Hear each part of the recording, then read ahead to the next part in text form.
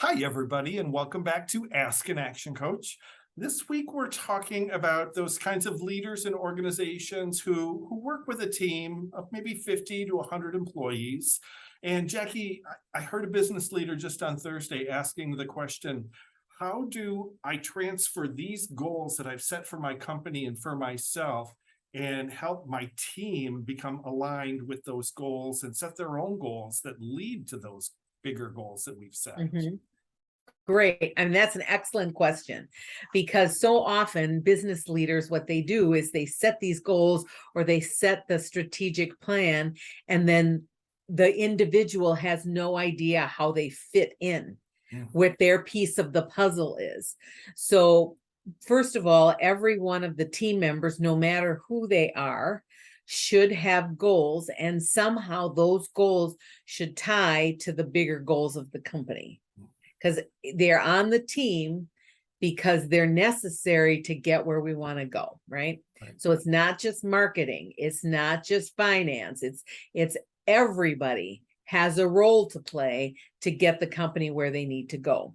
So the first step in doing that is, what are the KPIs or measurements or key performance indicators that an individual has that will help them be successful and help them contribute to the greater organization, right? How are you measuring success? How is the individual contributor measuring the success that they have or they're having in reaching the larger goal? Because a lot of times the individual contributors have no idea how they fit into that puzzle. So the first step is to help them understand how their role, how they as an individual fit into that puzzle. And how are we measuring success? Because everyone wants to be successful. People don't just come to work and not want to be successful. Right. But we need to help them understand, what does success look like? So that's the very first step.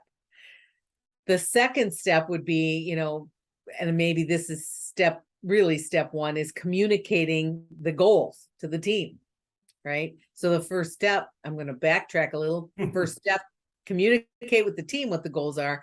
Then the second step is that each individual contributor should know what there is. And then the third step would be measuring, testing and measuring and adjusting if necessary, so that everybody's successful at the end. And number 4 would be, how are you going to celebrate when you reach your goals? That's one that I'll never forget. At one of our 90-day planning sessions, I said to the group that I was monitoring, I said, well, so once you reach these, how are you going to celebrate? And I thought they looked at me like I had 3 heads. So really, that's the piece that's always missing, because we're always going. So once you've hit your goals, what are you going to do to celebrate?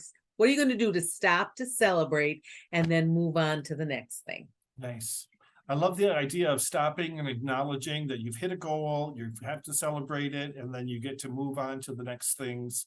But I also like the idea of the team members really understanding the overarching goal, and then kind of finding their own niche in the machine where they are, what cog they play in the machine to help drive those goals. Right.